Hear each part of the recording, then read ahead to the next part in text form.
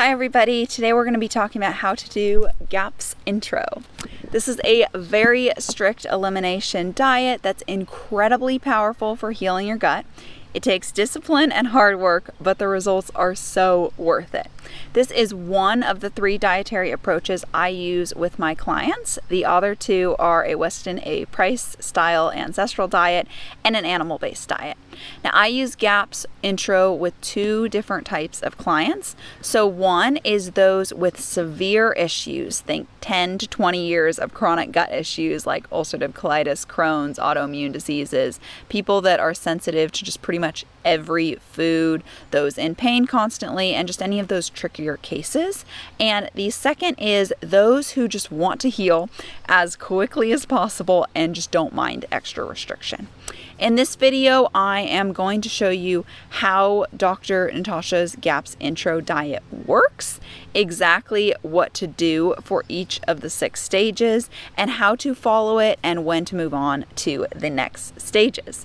If you don't know me already, my name is Kaylee. I'm a certified nutritionist and gut health specialist, and I love helping people to heal their chronic gut issues naturally. So let's talk about how GAPS intro works. This is the diet that is outlined by Dr. Natasha Campbell McBride in her Gut and Physiology and then her Gut and Psychology Syndrome books. So in this diet, you are going to work your way through 6 different stages. You'll start with stage 1.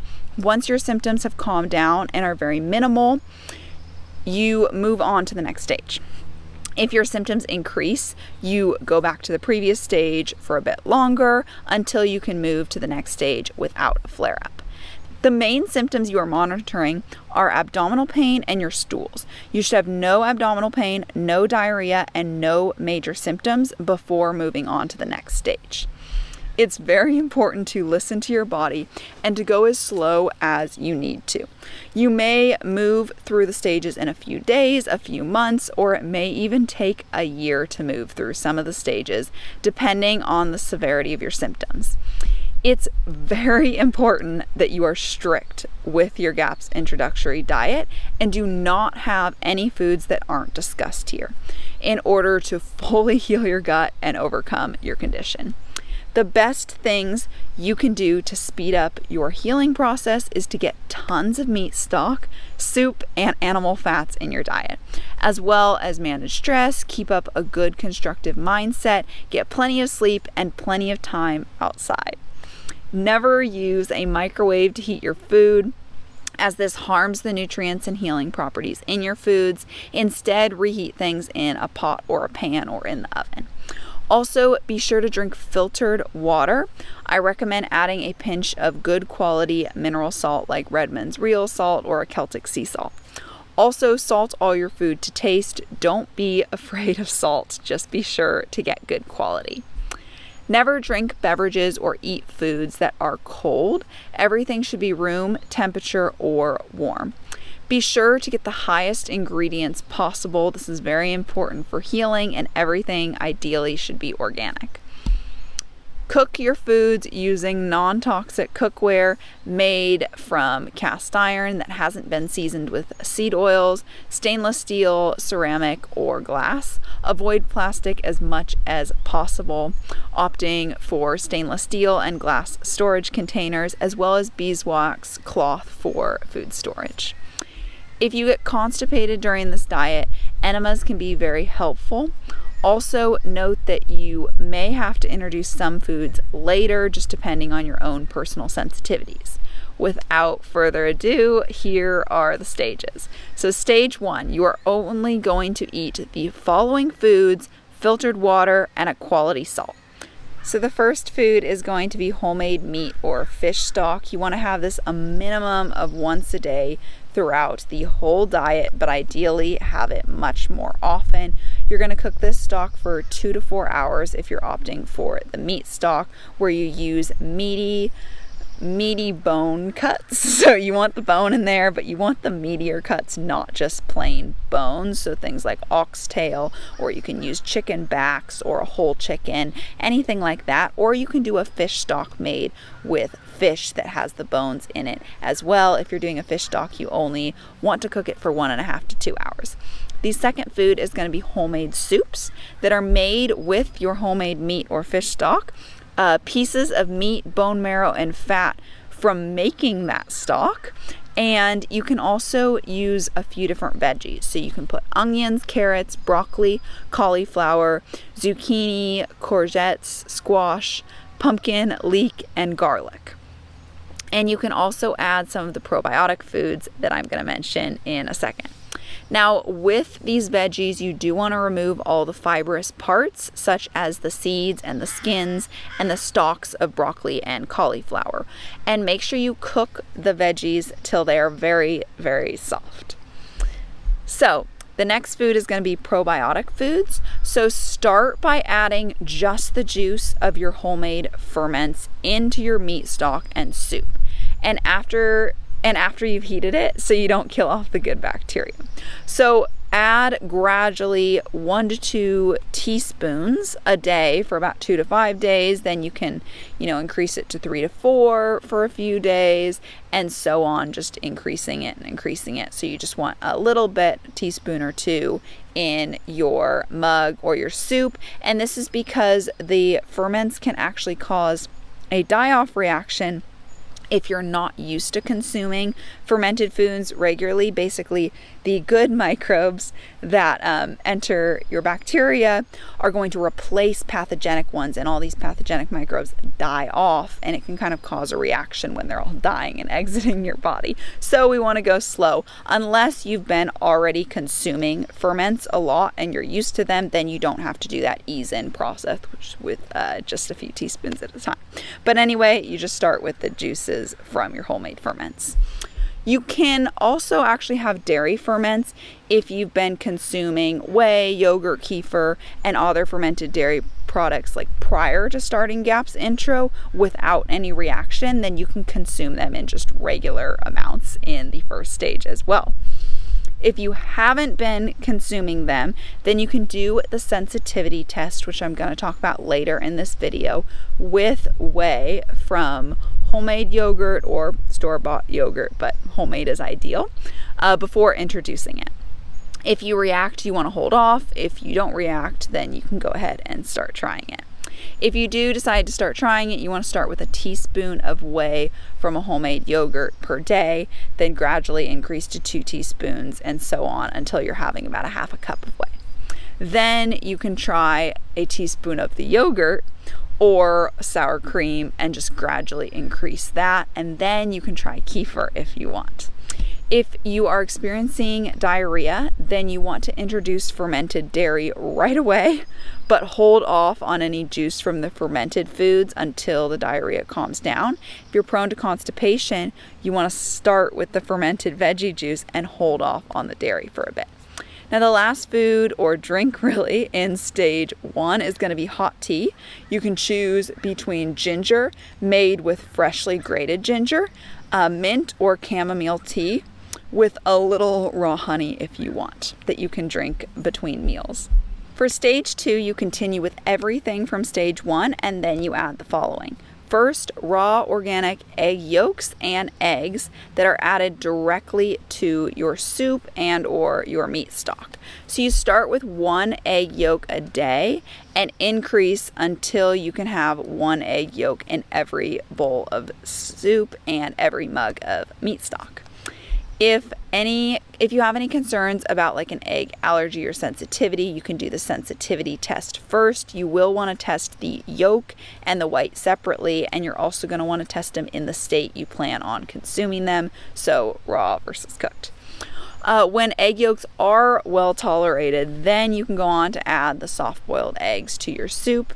You want the whites to be cooked all the way and then the yolks to be runny. Put an egg with the shell on in a pot, bring the water to a boil, reduce heat, maintain a gentle simmer, and cook for around 5-ish minutes, and then run cold water over your egg to cool it, and then you can peel it and then you'll have a soft-boiled egg. All right, so the next food you're going to be adding is going to be stews and casseroles made with meat and veggies. Avoid spices, just use salt and fresh herbs. The stews must be cooked for at least 2.5 hours. They must have a high animal fat content. This really speeds up recovery. And you also want to add probiotic foods. So yeah, that's how you make the stews. And also there are tons of recipes. I'll put a couple up on the screen in this video, but there are tons of recipes in Dr. Natasha's book. She has several books. This is the one that I have.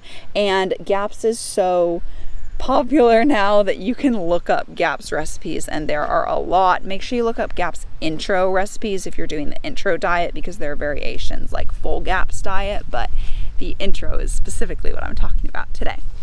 So the next food is going to be fermented fish. You can introduce fermented fish starting with just a piece a day and just increase it gradually. The next food is going to be ghee. If dairy has already been introduced, you can just start with a few tablespoons a day. If dairy has not been introduced yet, you want to start a little bit smaller with just a teaspoon and gradually go up from there. And yeah, just keep increasing your daily amounts of homemade sour cream, yogurt, kefir, and then juice from the fermented foods as well. So then stage 3, again, you're going to carry on with all the previous food and then add the following. Ripe avocado that you can mash and add to soup. Start with about 1 to 3 teaspoons a day and then gradually increase. You can also add GAPS pancakes now, which are made with an organic nut butter, your choice of almond, walnut, or peanut butter. Make sure the nuts have been soaked or sprouted or roasted, just prepared properly first. And then you use eggs and a piece of fresh winter squash that has been roasted, peeled, de-seeded, and blended really well. You blend all the ingredients together until it's the consistency of pancake batter, and then you fry it in ghee or animal fat. And then you have your GAPS pancakes. So then you will also get to add fried and scrambled eggs cooked in a generous amount of ghee or animal fat, and you can serve with avocado and cooked veggies. And then you also get to add the actual sauerkraut and fermented veggies now. So not just the juice, you can actually have the veggies that you made. I will have some recipes for sauerkraut and fermented veggies down below as well. And yeah, so start with a small amount and gradually increase. Same as the others. Start with a few teaspoons or a tablespoon. Gradually increase from there. Stage 4, carry on with all the previous foods and add the following. First, roasted or grilled meat, not barbecued or fried though. And you also want to avoid any bits that are burned or just very, very brown. You can eat this with cooked veggies, sauerkraut, fermented veggies, have some meat stock with it, and make a whole meal out of it. You also get to add cold pressed quality olive oil. You can just add a few drops to meals at first and then gradually increase to 1 to 2 tablespoons.